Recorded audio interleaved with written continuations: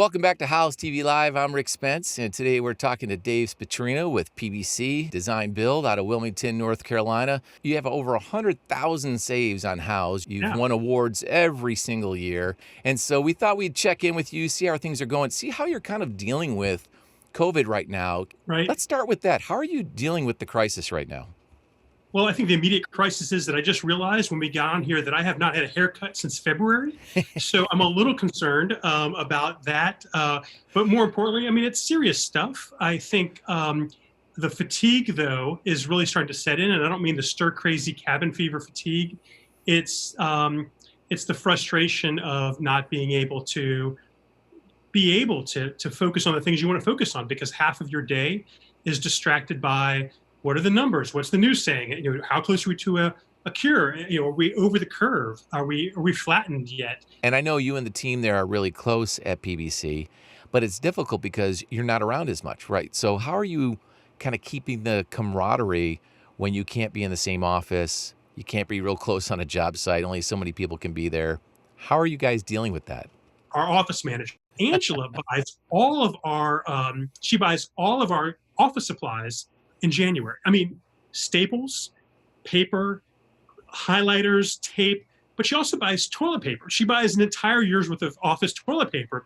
So when the joke of we're running out of toilet paper came around, Angela built the tote bags, and she's got all these snacks and all these, you know, energy bars and then a stash of candy. So she has a year's worth of all the things that you consume in a year, and she built everybody tote bags. And in there, she put some logo or some branded socks, some swag. You know, it's like your mother would have sent you at your freshman year of college. You know, the care package. She's got little hand sanitizers. So the care package was really to make sure our coworkers felt loved, and just because we can't hang out, we are looking out for each other.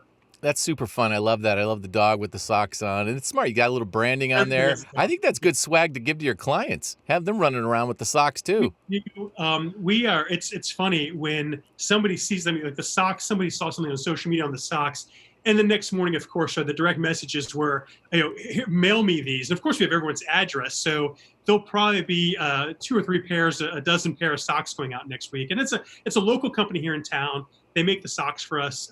We get to support them, and we get to do, I mean, we've got tons of hats. We've got tons of golf shirts. We've got tons of things. The socks were just another hook. That's super fun. Now, what I want to talk to you about is something we're going to hopefully get the Houzz community to participate in, and that's the Birdhouse Contest. Tell me about the Birdhouse Contest. We've got a project that's very natural. It's basically the woods in the middle of the city, and we've committed to protecting the site and only building on a small portion. And part of that, though, was the wildlife out there is phenomenal. Now, all of our job sites, we always have waste and we always have things left over. So how do you upcycle some of that? And, you know, some of our homes are really nice. So there's always some high-end materials that end up in the dumpster. And everyone's, you know, I got to do something with. And what we're going to do with that is we're going to make some birdhouses, some Houzz TV worthy birdhouses. So be prepared. Everyone in the company is building birdhouses. Even some subcontractors are building birdhouses. There's cash prizes. I mean, it's not just the glory; it's the fame and fortune that comes with being the birdhouse, the birdhouse, the birdhouse king, the birdhouse king.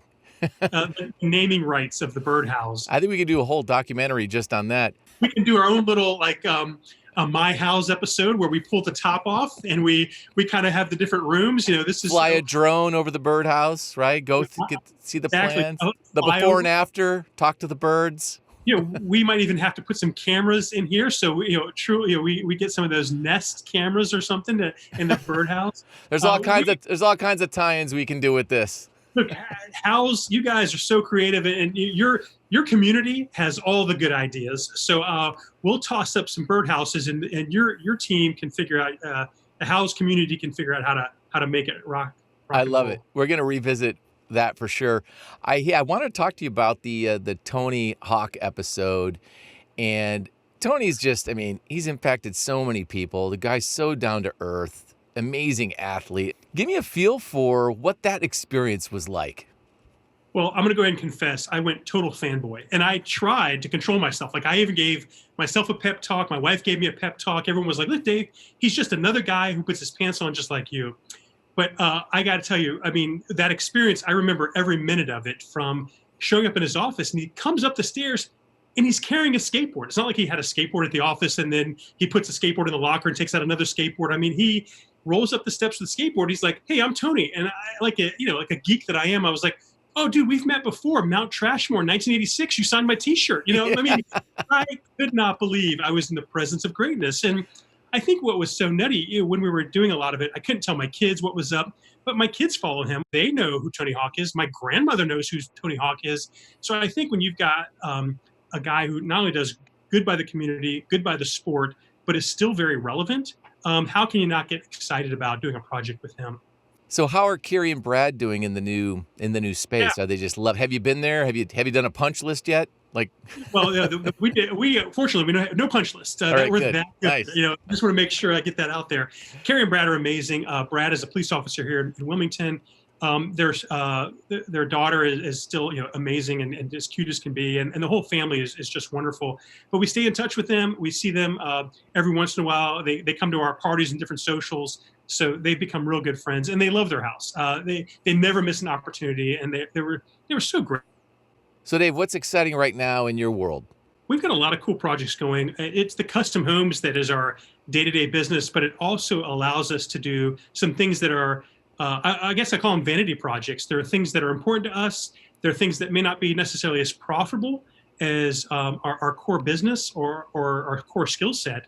But one of the things that has been really interesting, and this is happening all over the country, especially in the Southeast, is we have all these rail beds that were part of the industrial growth of our communities, and a lot of these rail beds are no longer used. Industrial areas have moved out of the downtown areas, but you still have, I mean, think of New York City with the High Line. Well, in Wilmington, we have kind of a low line. We have a gulch that cuts through our downtown, and that has been sitting fallow really since the 60s and 70s. An ice house. Now, this is where ice was made, and then coming and going. If you were shipping blueberries from the middle of the state, onto a ship, you had to ice it down with ice. And if you were bringing fish in from the ocean in through Wilmington, you had to ice it down with ice before it worked its way in. So this ice house is kind of the anchor along the rail bed, and around that, we have been developing places for people to live over the last several years. And it's really a cool project. In 2000, 3 people lived in this area. Today, 70 people live in this area. And these are people who care about walkability. They care about sustainability. They love the fact that we were repurposing existing land and not having to go out and create new land. Wow, that is just too cool. Well, thanks for taking a little bit of time with us today. Very excited to see the Birdhouse project. And when are submissions due? Submissions are due May 10th. So we'll do the video submissions then. There's a lot of coworkers who are really taking it up a notch. They are putting together some great ideas. I haven't been able to see anything yet. No one wants to share any of their ideas, but I think you'll be real impressed when you see the video submissions come out. All right, we'll do a little trailer for the birdhouses and have the Houzz community vote on it. And Sure. the winner, and maybe we can have some fun with that. Love it. We would love it. Well, thanks again, Dave. Thank you. Had a great time, and keep up the good work. Thank you so much. We'll be back in touch in May. Thanks, buddy.